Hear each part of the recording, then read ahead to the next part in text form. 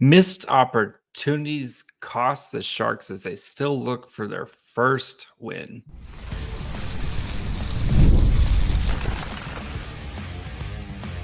You're Locked On Sharks, your daily podcast on the San Jose Sharks, part of the Locked On Podcast Network, your team every day.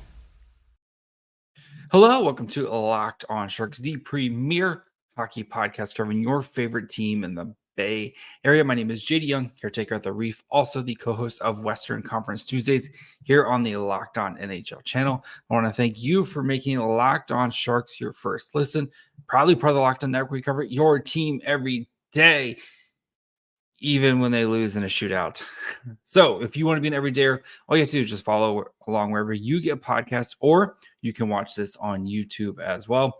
And today we're going to break down the Sharks 3-2 shootout loss to the Dallas Stars, looking at some of the missed opportunities in this game, both in situational and maybe in deployment.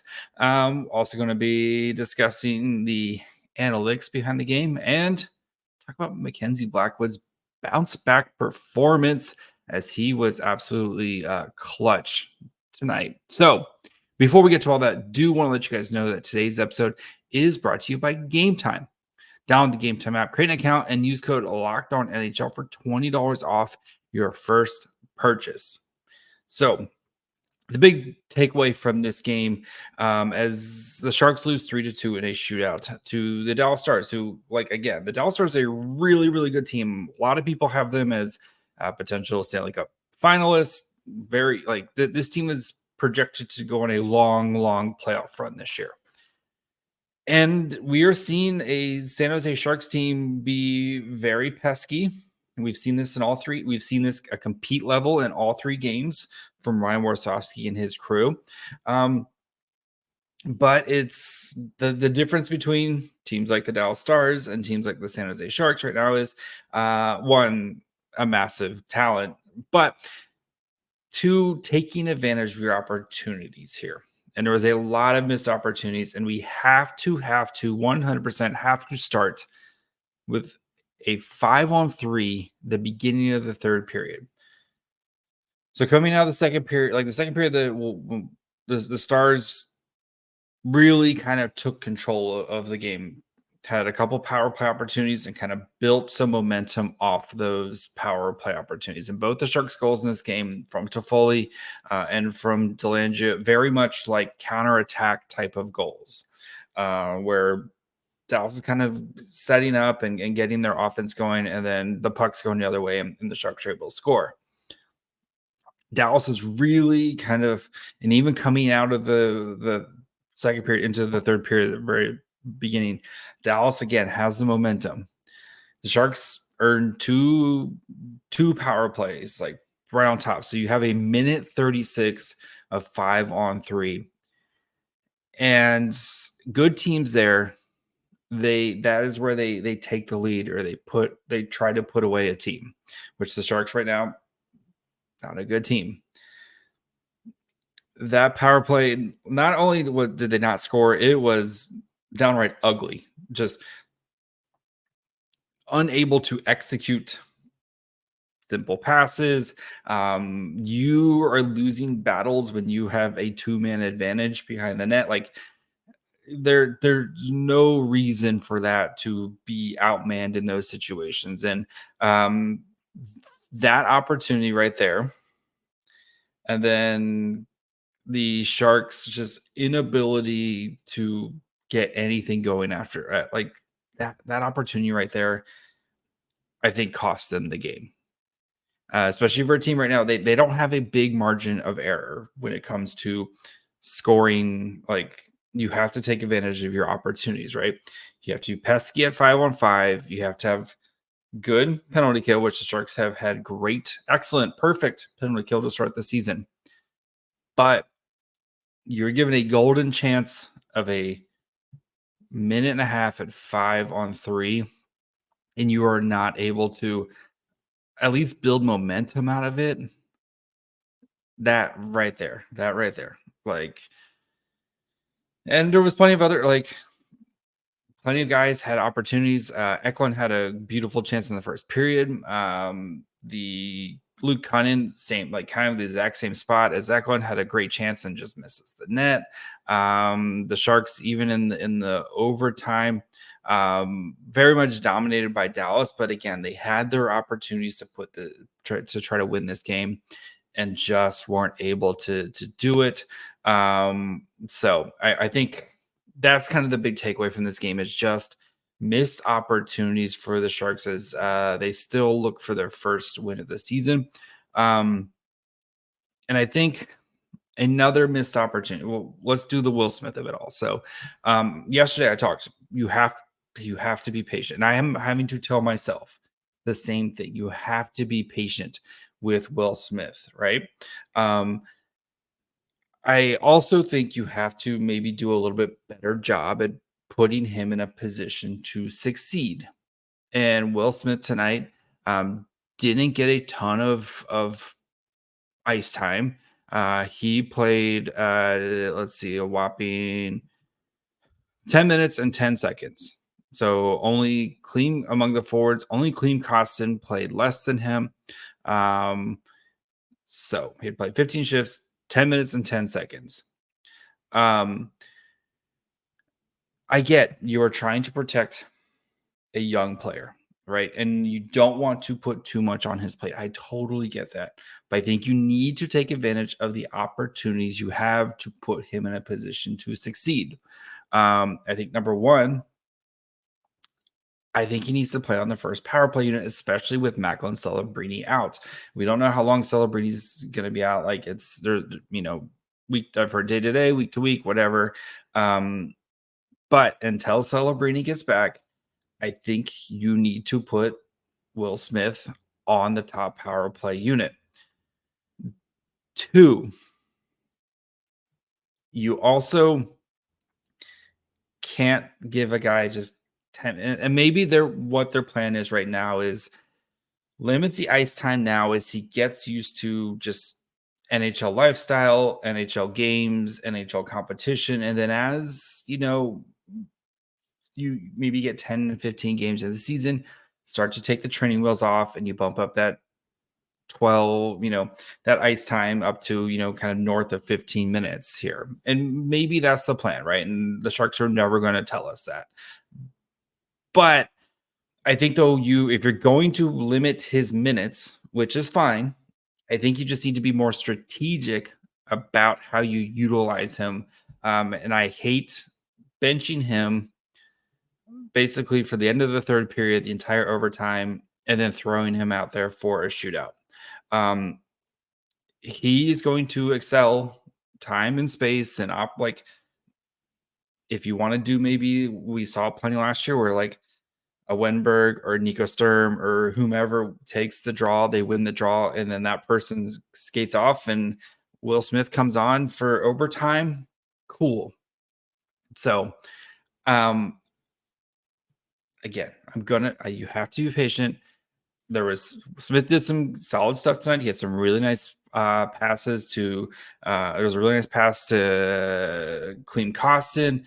Like he did some solid stuff there. I thought he played pretty well in his own zone there. But if you're like, my big thing is if you're gonna limit the ice time, which I totally understand and I totally get, but just I would try to be smarter about how you utilize him. And maybe right now they're just kind of in a holding pattern until Celebrini gets back and you can put him with Granlund again, because I think he needs a guy like Mikael Granlund who does just kind of all the dirty things and is able to drive a line. We've seen Mikael Granlund drive lines before.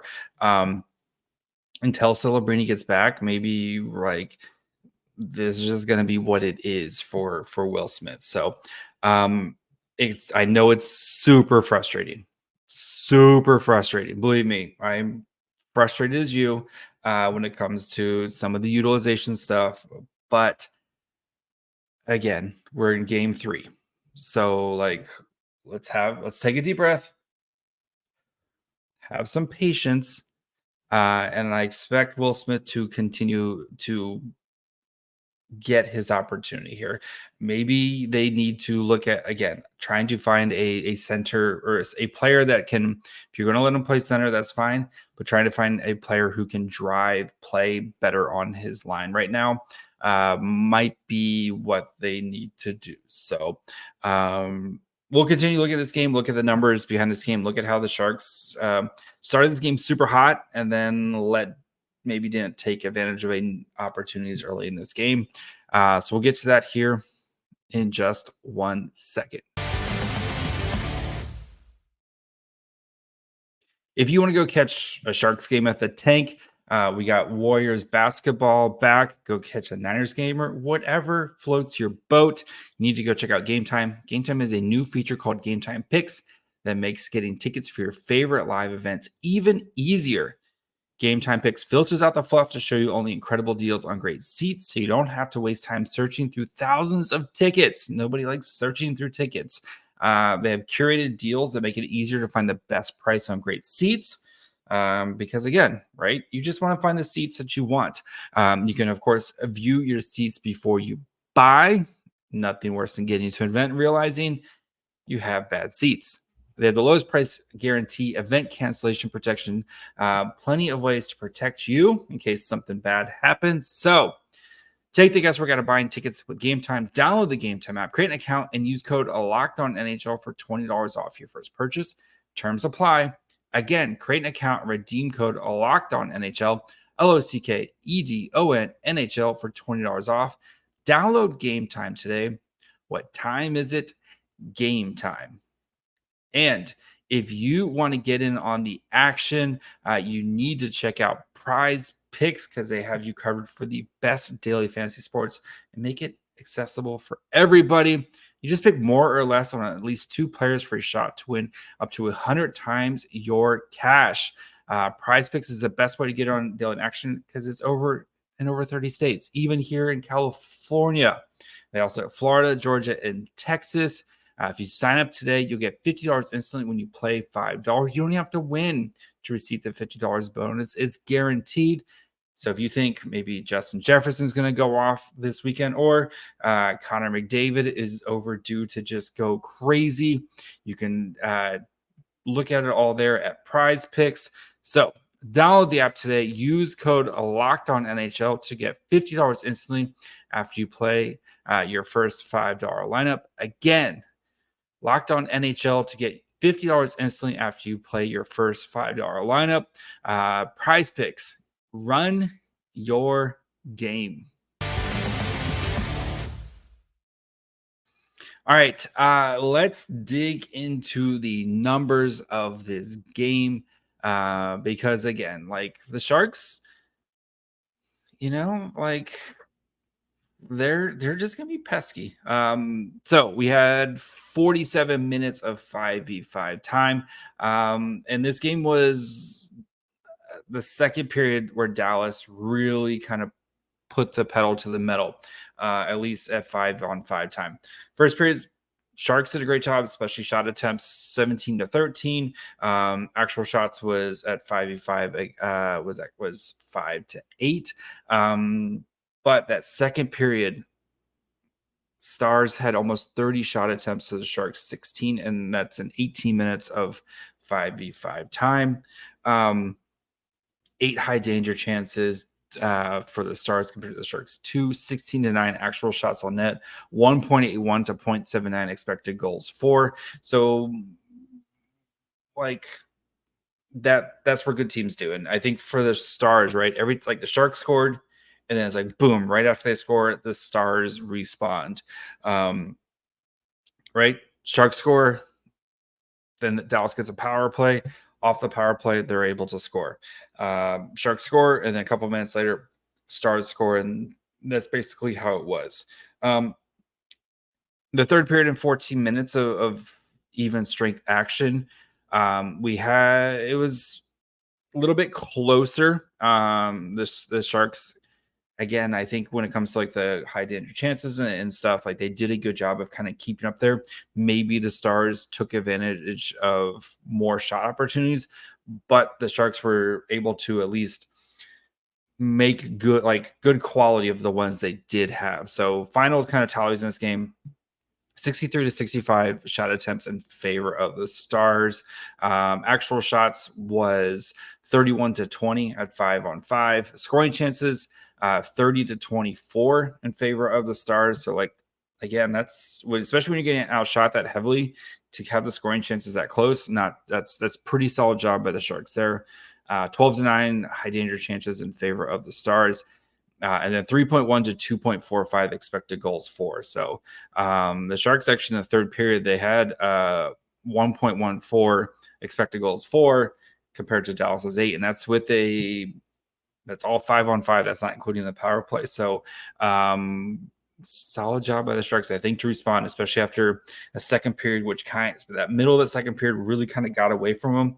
I think the Sharks were able to respond there. So looking at the lines, so for the Sharks, you had the Eklund, Granlund, Toffoli line played 10-07, 9 to 6 shot attempts. Actual shots was 7 to 3 in favor of that line. 1-1 goals for, expected goals for, 0.14 to 0.3, 8 to 3 scoring chances. Which those numbers sound solid, but the frustrating thing was this line was dominating in the first period, but they weren't able to keep that momentum going. I think at one point in the first period, it was like 7-0 shot attempts. Like this line was just buzzing, doing whatever they wanted, and just couldn't keep that momentum going. The next line, the Cunnin, Wenberg, Goodrow line played 8:49, 11-11 shot attempts, 6-7 actual shots, did give up a goal. 0.74 expected goals for, which was the best on the team. 0.3 expected goals allowed, 9 to 5 scoring chances, 4-0 high danger chances. I mean, that line's playing well, and we talked about it the other day. Where this line is kind of the identity line for the Sharks, and I wish it had. Like, if you could swap out Cunnin or Goodrow and put more scoring talent on this line, especially Wenberg, I thought played excellent tonight. Like Cunnin and Goodrow, I still feel like they're a little bit redundant there. But if you can get a little bit more scoring touch on this line, I think it could be a really, really solid third line for the Sharks here. Sturm, Dellandrea, and Grundstrom played 8:01, 6-5 shot attempts. Actual shots was 1 to 3, 0.46 to 0.08 expected goals. Of course, they did have the goal. Good for Dellandrea. My favorite part of that play was actually the Dellandrea pass to Nico Sturm that broke Sturm free. Good for Dellandrea to kind of following up on the rebound there. That's the right. Kids always follow up on the rebound, but it was nice to see Dellandrea, I think, is really kind of finding his groove for the Sharks here. So, which is good to see. Zetterlund, Smith, Costin. So they played 6:58, 5-on-5, 6-12 shot attempts, 2 to 6 actual shots, 0.15 to 0.34 expected goals for. So again, going back to that quality over quantity. They had more expected goals for than the Granlund line, which I thought the Granlund line was great tonight. Yes, it's 0.15 to 0.14, but they're also playing a lot less ice time. 2 to 6 scoring chances, right? 0 to 2 high danger chances for this line with 3-1-2 zones starts. So interesting there. But, not to try to kind of repeat myself with it, but I'm curious to see how the Sharks kind of navigate the Will Smith thing here until Celebrini gets back, which is weird to say for Celebrini, who's played one NHL game. But with Celebrini gets back, I think you can kind of split up. I think it's more justified to split up the Granlund, Toffoli, Eklund. And until Celebrini gets back, I get Warsawski's thinking like those guys are my best players. Let me put them all together and just really ride those guys right now, because they're your best players. Granlund played 23 minutes tonight, 23:40. Eklund played 21:45. Those are your two most among the forwards. I mean, we've seen Eklund playing over 20 minutes a night, which is what we want to see. He's earned it, right? And Toffoli is like, you're not going to put Toffoli out there on the penalty kill or anything like that, but like Toffoli's your best offensive weapon right now. So it makes sense to keep those guys together. But if Warsofsky wants to have two functioning lines, and I wonder if you have to really think hard about splitting those up. And you're playing the Blackhawks on Thursday, and I think the way the Sharks are playing right now, I think they have a really good opportunity to get that first win against the Blackhawks. But until Celebrini gets back, I wonder how much Warsofsky looks to just maybe be a one-line team right now, or try to balance things out and get some help to Will Smith. So we're going to talk about Mackenzie Blackwood's bounce back performance here, as he was dialed in tonight, man. It was good to see after the season opener. So we'll get to that here in just 1 second. Hey, NFL fans, you can start the season with a big return on FanDuel, America's #1 sportsbook. So when you get a hunch in the middle of the game, you can check out the latest stats, view live play-by-play, and so much more on the same page where you place your bets. You'll get started with $200 in bonus bets guaranteed when you place your first $5 bet. And again, until Tua gets back, keep hammering the under on Dolphins games. That offense, maybe they surprised me this weekend, but I doubt it. So yeah, if you feel like the Dolphins are your play, or maybe you like the Bills now with Amari Cooper to just go crazy, or whatever it is you feel like you might get some action in, you can check out all that over out at FanDuel.com.